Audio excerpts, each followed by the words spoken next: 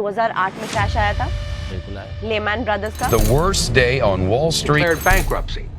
Market crash हो गया, market crash हो गया, मार्केट। मेरे साथ कोई फ्रॉड ना हो, कोई मेरे साथ घपला ना हो। आप जितना कैश पे बैठते हो ना, उतना आप पुअर होते हो। नेक्स्ट 20 इयर्स में मेरे बेटे की ग्रेजुएशन की एज होगी, मुझे उसको बाहर पढ़ने भेजना है, मुझे 80 लाख से 1 करोड़ रुपए चाहिए। पैनिक सेलिंग कर दो। 75 to 85 लाख रुपीस हो गया। कल मैं खुद के लिए एक म्यूचुअल फंड ढूंढ रहा था कि मेरे लिए कौन सा म्यूचुअल फंड अच्छा होगा, और मैंने इतनी लंबी लिस्ट को देखा कि मैं खुद कंफ्यूज हो गया कि मुझे पैसा डालना कहाँ है और कौन सा म्यूचुअल फंड मेरे लिए अच्छा होगा, या शायद आपके लिए भी। आज हम जानते हैं राधिका से कि क्या प्रोसेस होना चाहिए और म्यूचुअल फंड काम कैसे करता है, और हमारे लिए और एक नॉर्मल इंसान के लिए which is the best one two select. So mutual fund works on one thing, that is compounding. Mutual fund एक ऐसा टूल है जो एक तो सेबी से रेगुलेटेड है। सेबी सिक्योरिटी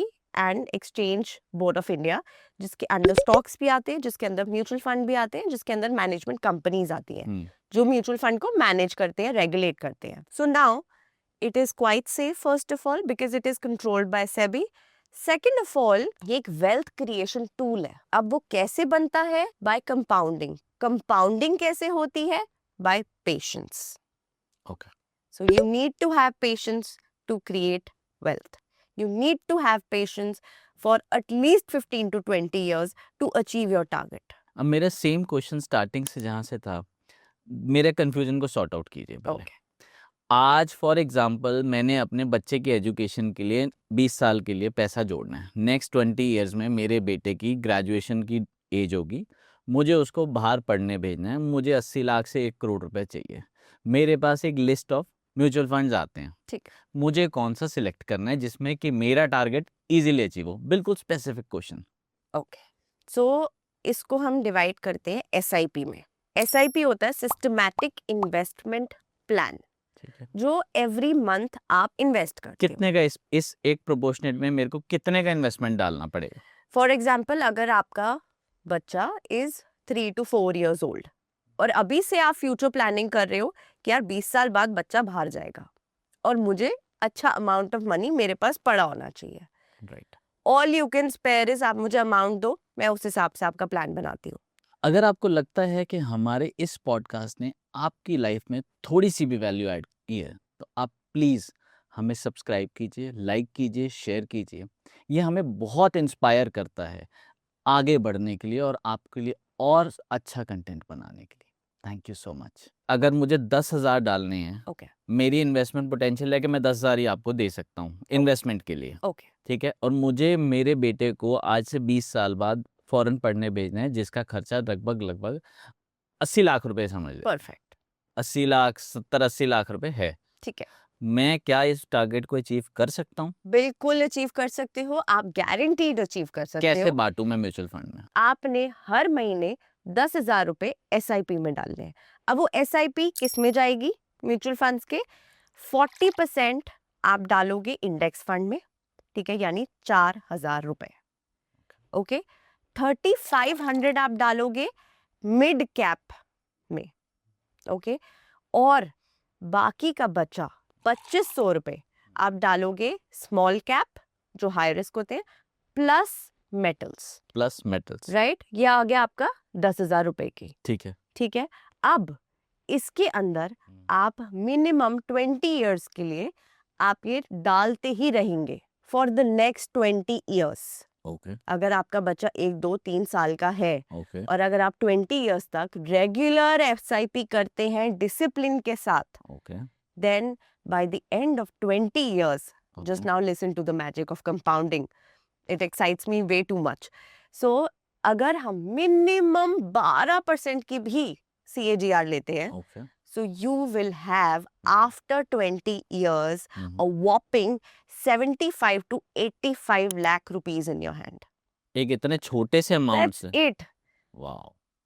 जो आज की डेट में अगर आप 18 साल के हो and you just started working, आप तब भी निकाल सकते हो। इसमें एक चीज मुझे और जाननी है, हाउ सेफ इट, अगर मैं कोई भी इन्वेस्टमेंट कर रहा हूँ तो मैं इतने लंबे समय Of के लिए course. कर रहा हूँ, तो मैं ये तो जानना चाहूंगा ना कि मेरे साथ कोई फ्रॉड ना हो, कोई मेरे साथ घपला ना हो, मेरा बिल्कुल। पैसा कोई अनसेफ तो नहीं है। बिल्कुल।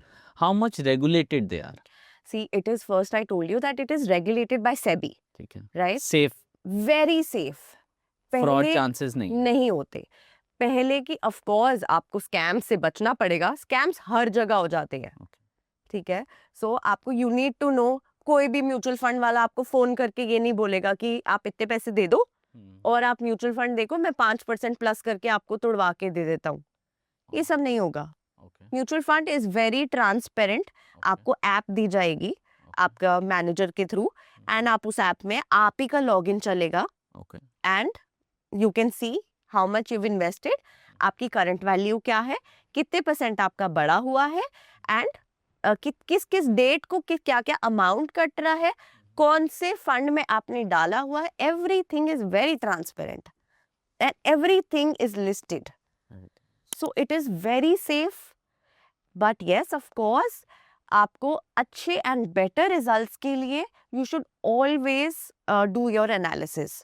जैसे आपको एक तो 10 साल की उस फंड की आप प्रॉपर एनालिसिस करिए कि उसकी परफॉर्मेंस कैसी थी। नंबर 2, पैनिक सेलिंग नहीं करो कि आज मार्केट क्रैश हो गया, फॉर एग्जाम्पल कोविड आया था। मेरा नेक्स्ट क्वेश्चन यही था एक्चुअली, अच्छा, कि अगर बहुत सारे लोगों के मतलब क्वेश्चंस हम देखते हैं कि यार मैंने म्यूचुअल फंड में लगाया, मेरे को 2 साल से मेरा कुछ पैसा ही नहीं बन रहा, सो दे सेल इट। या कोई भी ऐसा क्रैश आया तो उनको लगता है यार पैसा तो इसमें घाटा हो गया, तब वो लोगों को लगता है कि शेयर मार्केट या स्टॉक मार्केट या म्यूचुअल फंड निकाल लो। सब फ्रॉड है, ये एक स्कैम है। तो क्या इस सिनेरियो में एक क्या साइकोलॉजी होनी चाहिए, इन्वेस्टर साइकोलॉजी क्या होनी चाहिए, जो क्या वो यहाँ भी म्यूचुअल फंड में भी लागू होगी कि नहीं? से एक इन्वेस्टर साइकोलॉजी क्या होती है? Investor psychology is that I stay focused. Why is it called a systematic investment plan? Because वो आपकी हैबिट बनाता है, आपका डिसिप्लिन बनाता है, और आपको ये नहीं बोलता कि पैनिक सेलिंग कर दो। आज कोविड आया और मार्केट गिर गई, मार्केट बहुत ज्यादा गिरी थी, but did it bounce back? Yes, it did. उसका मतलब क्या होता है? दैट इट्स ओके, थोड़ा उतार चढ़ाव आते हैं, लेकिन कवर अप भी होता है। क्या आज से पहले क्रैशेस नहीं आए? 2008 में क्रैश आया था, बिल्कुल आया। लेमैन ब्रदर्स का। So it crashed, but with in I think 1.5 year it started correcting itself. Market will always correct itself. You don't have to sit on cash all the time. और वैसे भी कहते हैं that आप जितना cash पे बैठते हो ना, उतना आप पुअर होते हो। You start getting poor. Because inflation से आपका मनी नहीं बीट कर पाता, आपके पैसे माइनस में डिग्रेड होते रहते हैं। I do want to degrade your money, your hard earn money? Invest it, keep investing, and you need to stay focus on it. एक मेरा लास्ट क्वेश्चन है यहाँ पे, मेरे को थोड़ा सा पहले तो एक्सप्लेन कर दो कि कितने टाइप्स के म्यूचुअल फंड है, ताकि Very मुझे important. नेक्स्ट टाइम सिलेक्ट करने में इजी रहे। दूसरा है कि मुझे म्यूचुअल फंड में इन्वेस्ट करना चाहिए, डायरेक्ट स्टॉक्स में? Controversial question. So coming to your first question, कितने टाइप के म्यूचुअल फंड्स होते हैं? बेसिकली 4 टाइप्स के होते हैं, इक्विटी, हाइब्रिड, एंड आपका इंडेक्स फंड्स जिसके अंदर मेटल के फंड्स भी आते हैं, and your debt funds. First आते हैं इक्विटी फंड, जिसके अंदर large cap, mid cap, flexi cap, small cap and tax saving funds, that is ELSS, वो भी आते हैं, ठीक है। सेकेंड आता है आपका हाइब्रिड फंड। तो हाइब्रिड एंड जो डेट फंड्स होते हैं वो शॉर्ट टर्म के लिए होते हैं एंड गुड रिस्क फंड्स होते हैं, ठीक है, जिसके अंदर कॉर्पोरेट फंड्स भी आते हैं, जिसके अंदर लिक्विड फंड्स आते हैं, आर्बिट्राज फंड्स आते हैं, जो आपके पास अगर लमसम अमाउंट ऑफ मनी पड़ा है और आपको लगता है कि क्या मैं बैंक अकाउंट में या कैश पे बैठूं, I should actually invest for 1 to 3 years Yes, okay. and at least get something out of it, right? These are little high risk taking. And जो काफी सेफ और बिगनर लेवल के होते हैं वो होते हैं index fund and metal funds. Index fund में हमारा निफ्टी के फंड्स आते हैं, निपॉन के हो गए, SBI के हो गए, एंड आपके मेटल के फंड्स आते हैं, गोल्ड ETF हो गया, सिल्वर ETF हो गया। So these are the kind of ETF funds. Coming to your next question, invest बंदे को डायरेक्ट स्टॉक्स में करना चाहिए या म्यूचुअल फंड्स में करना चाहिए? See that will only depend upon your goal. आपका गोल क्या है? Without goal, please do not invest. Know your goals, set your goals. अगर आपका गोल है फाइनेंशियल फ्रीडम, बच्चे की education, retirement, mutual funds very good option for you. Stocks even better option for you, but you need to have knowledge about stocks. You need to know कितने सालों के लिए ये वाला स्टॉक रखना है, कितने सालों के लिए दूसरा वाला स्टॉक रखना है, हमें अपना पोर्टफोलियो कैसे बैलेंस करके चलना है, बैंकिंग सेक्टर कितने होने चाहिए, हमारे पास इंफ्रा कितना होना चाहिए, कितने रेशियो पे होने चाहिए, आईटी सेक्टर कितना होना चाहिए. So you need to know, you need to have good knowledge about it. Mutual funds का एडवांटेज क्या होता है? Any beginner level can do it and you can start investing with just 500 rupees. You don't need a much knowledge about it. No, 500 रुपए से शुरू करो, just शुरू करो. So starting is the most important point. Target A भी हो सकता है, बी भी हो सकता है. पैसा एक स्ट्रैटेजी से भी बन सकता है, दूसरे इन्वेस्टमेंट से भी बन सकता है. पैसा सब जगह बनना है. Safest, conformity, approximately, no need of much knowledge. Confusion के लिए कौन कौन से म्यूचुअल फंड है वो मैम ने क्लियर कराई है. आप अपना प्लान कीजिए.